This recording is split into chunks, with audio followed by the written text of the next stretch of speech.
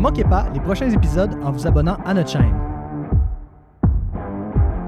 La première chose que la ville me dit, c'est que ça te prend un plan d'implantation. J'ai dit, un quoi? En fait, là, ça, c'est la footing. Tu vas avoir ton mur 5 pieds plus haut que ça. Ça va être ton mur de fondation. C'est ça, une fosse septique, c'est ces ronds-là. Là. En plein ça. C'est incroyable de revenir une semaine après puis de réaliser que c'est comme si du bambou venait de pousser d'un coup sec, un bâtiment est apparu. En plus de ça, oui. Je te croyais pas, mais pire le futur bâtiment.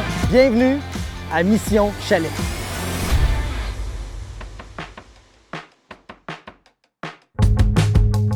Bonjour Christine, comment ça va? Anthony, ça va toi? Ça va très très bien. Merci de m'accueillir chez Armoire Cuisine Action. Et c'est tellement beau ici, ça me donne plein d'idées. Oui, effectivement, je t'ai demandé de venir me rejoindre ici à la succursale de la Prairie. On peut faire le tour si tu veux, on peut aller voir dans le showroom, faire le tour des cuisines, voir ce qu'on offre. Puis par la suite, là, on pourra passer à l'atelier. J'ai de quoi te présenter. Certainement, je suis. Super!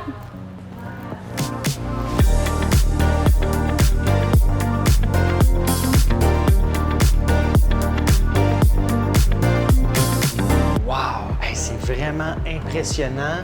Il y a tellement de choix, Christine. Oui, bien là, ici, justement, j'en profite pour te montrer une des cuisines modèles que nous avons dans notre showroom. Ça donne des idées aux clients quand ils viennent ici, là, de faire le tour, donner des idées, voir quel style qu'il veut aller, puis voir les différents matériaux qu'on offre. Donc, c'est ça. Fait qu'on peut passer à l'atelier si tu veux, puis je vais te montrer ce que j'ai sorti comme proposition pour toi, puis discuter du plan aussi, j'ai de quoi te présenter. Quand je suis rentré là, je savais que ma mission, c'était le chalet d'occupation double, mais je vous le jure, là, j'avais réellement envie de refaire ma cuisine. Donc là, tu nous as fait les plans finaux de la cuisine du chalet d'occupation double. Exactement. Donc, si on peut voir en vue de plan, là, j'ai réussi à faire un bel aménagement, intégrer une table avec un îlot. Donc, c'est pas super gros, mais on a maximisé le plus qu'on pouvait. C'est pas tout le monde qui est capable de visualiser. Donc, nous, on a des rendus virtuels 3D. Comme ça? Oui. Ah! Là, ici, c'est des images, mais on a aussi des vidéos. On peut avoir une vidéo virtuelle pour aider aux clients à vraiment voir de qu'est-ce que ça pourrait avoir l'air en réel, sa cuisine ou sa salle de bain. Donc, c'est tellement réaliste, oui, Christine, oui, c'est vraiment. incroyable. Donc, tous les clients qui viennent ici pour construire leur cuisine de rêve peuvent s'attendre à recevoir un rendu comme ça pour voir une vision, donc voir leur cuisine à venir en format 3D. Oui, exactement. Donc, nous, notre but, c'est que les clients partent d'ici satisfaits, puis qu'ils aient juste hâte, dans le fond, que le projet se concrétise. Ça rend ça excitant. Dis-moi, là, évidemment, il faut faire les choix de matériaux. Est-ce que tu nous as préparé un petit quelque chose? Oui, juste derrière toi, on peut regarder ça. Donc, ici, c'est des matériaux que j'ai sortis pour toi. Je t'ai déjà fait une présélection là, de qu'est-ce qu'on pourrait choisir, qui est tendance, en fait, pour l'année à venir, 2025. Dans le brun chaud, les grains de bois chauds, les cuisines d'une seule couleur, un blanc teinté qui va tirer vers le gris ou le beige, le grège. Donc, c'est un peu ça que je voulais te présenter aujourd'hui comme proposition, d'aller vers ça pour le chalet de Occupation Double. Et puis Un mix de bois, teinte neutre, Ouais. et évidemment avec notre quartz scissor stone. Oui, pour venir donner un petit punch, là, un petit quartz habillé. Là. C'est facile d'entretien. Et puis à long terme aussi, c'est beaucoup mieux qu'un comptoir de stratifié, par exemple. Donc, j'irai vers ça. Là. L'objectif de la rencontre, c'était de confirmer les choix de Cathy. Puis quand je suis arrivé, là, des fois, tu as un doute, là, mais là, il n'avait pas. C'était ça qu'on allait faire, puis c'était incroyable. Merci beaucoup, Christine. C'est toujours apprécié de travailler avec toi. Bonne journée. Bonne journée. Hey! Hey, salut Dominique, Salut, ça va bien? Anthony, ça va bien toi? Ben oui, merci Santé. de m'accueillir chez vous. Bienvenue. Enchanté. Ça fait plaisir. Bienvenue chez Italnor. On a commencé tôt ce matin, on a fait des choix avec les sélections, puis j'aimerais ça te présenter ça, te montrer ça. C'était 2 petites minutes, tu peux me suivre? Oui, je te suis à l'instant. Excellent. Allons-y. Viens avec moi. Merci.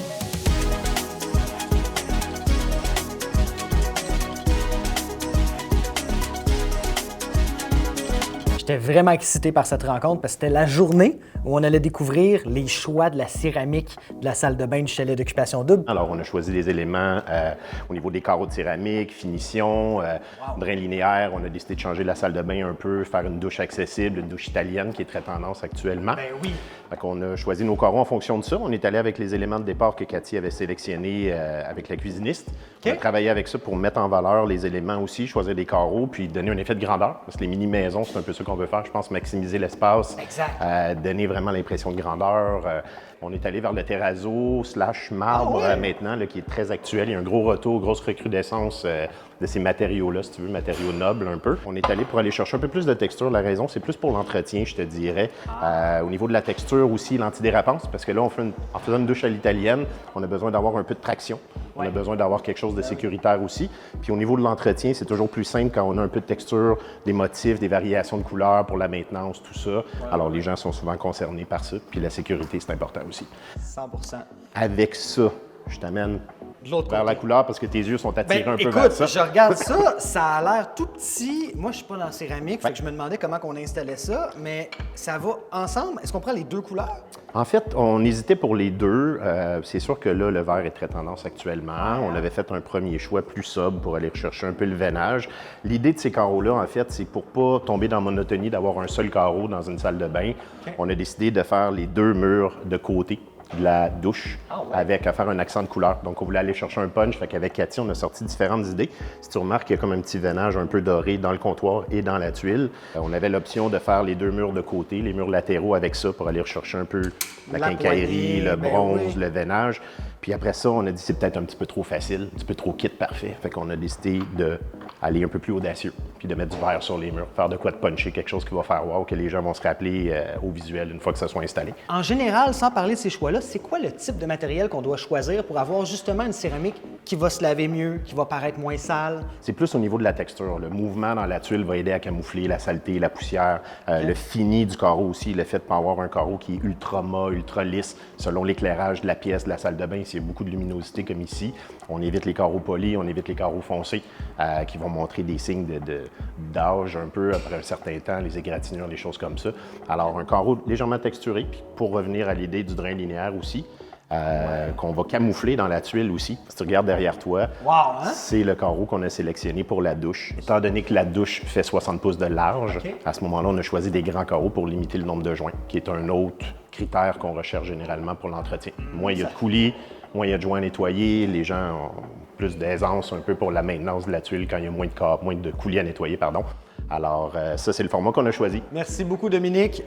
Honnêtement, c'est des choix incroyables. Je crois sérieusement que le couple gagnant va être extrêmement satisfait. Ça fait vraiment plaisir, Anthony. Merci. Merci beaucoup. De voir le mariage avec le choix qu'on avait fait chez Cuisine Action, c'était juste parfait. Ça rappelait non seulement le Mexique, mais ça te donnait envie de prendre ta douche. Tu sais. Cette émission vous est présentée par Groupe Investir, la nouvelle ère d'investissement en chalet locatif. Groupe CSS, expert en construction et développement de projets immobiliers.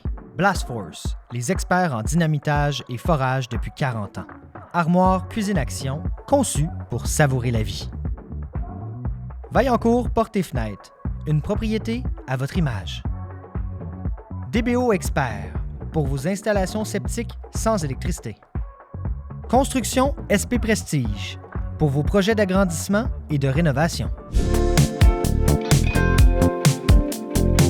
Salut, Chris! Salut, bienvenue chez Plancher McFly. Merci de m'accueillir, Excusez-moi.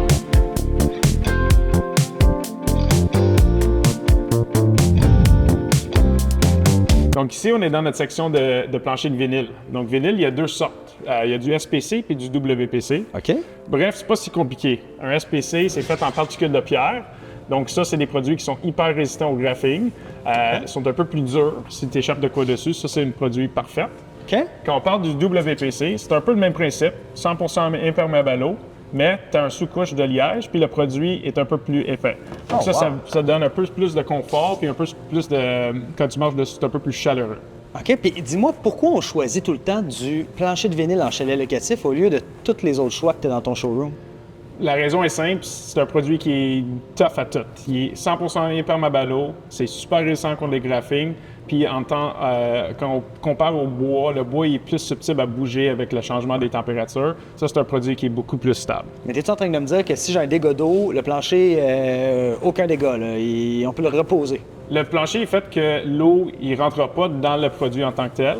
OK. Si jamais l'eau rentre par en dessous du plancher, il faut évidemment enlever le plancher, sécher le sous-plancher, puis là, tu peux repiquer le plancher. OK. Mais si tu as un petit dégât d'eau, tu échappes de quoi dessus, tu n'as pas de danger que le plancher va absorber l'eau.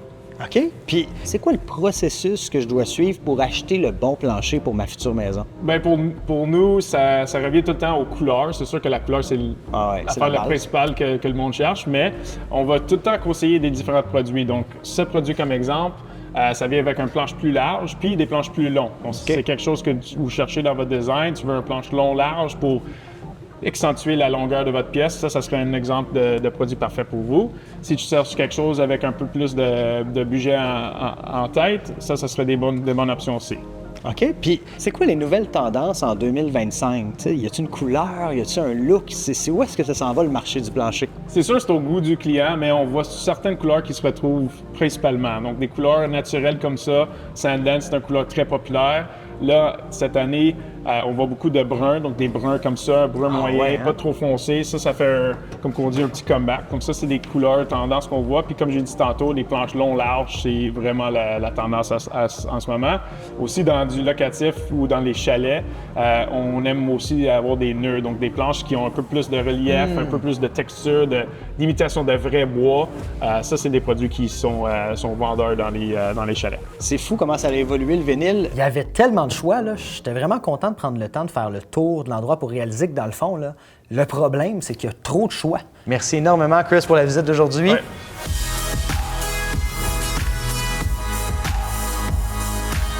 Si ça avait été mon chalet, je ferais exactement pareil. C'est moi qui ai fait la sélection des matériaux, puis je l'ai faite aussi en fonction de ce que j'aime, puis ce que je pense que les gens sentiraient bien, puis aimeraient avoir dans leur chalet. Plus d'espace pour s'asseoir convivial puis chaleureux. On a élevé aussi les plafonds à 9 pieds. Ah ouais, bien pensé ça, pour avoir vraiment plus d'espace, surtout que c'est une mini-maison. Exactement. Donc ça donne c'est plus aéré. Mon ajout au plan préféré serait le plafond de 9 pieds. Honnêtement, ça fait vraiment toute la différence sur les espaces de vie, puis on se sent moins coincé, principalement parce que c'est un mini chalet, une mini maison. Puis d'ailleurs, Anthony, on a choisi le revêtement extérieur, petite primaire, veux-tu voir? Ben oui, certainement. On a choisi le gris brume et le falaise pour le chalet. Très beau, Cathy, très beau choix, mais pourquoi on a choisi un 2 teintes? Je sais que ça devient à mode dans les cuisines. C'est en train de devenir à mode pour le revêtement? Bien, c'est ça, Anthony. C'est super à mode en ce moment. Puis, regarde, ça donne la possibilité de contraster puis faire des zones aussi dans les chalets. Ça crée de la profondeur. Oui, exactement. Puis, ce qui est intéressant aussi, c'est dans notre choix de revêtement extérieur, étant donné que ça va être un chalet locatif, il faut absolument qu'il se distingue, premièrement, des autres chalets dans la rue, dans l'espace, dans le domaine, pour que le locataire soit capable de le trouver facilement, d'une part, mais aussi qu'il se distingue dans les plateformes de location. Ben oui, parce qu'on parle quand même de 500 chalets locatifs au domaine Pine Hill, fait qu'évidemment, à terme, c'est important que le client puisse trouver son chalet rapidement. Et voilà. Cette journée-là, justement, avec Vaillancourt, c'était le fun de pouvoir économiser du temps dans la journée. Bonjour, salut Anthony. Enchanté, Carl. Il y a un volet, on appelle ça la partie ouvrante, qui va être mis dans le cadre. On s'assure d'essayer que tout fonctionne bien. Tout ce qui était fait avant fonctionne.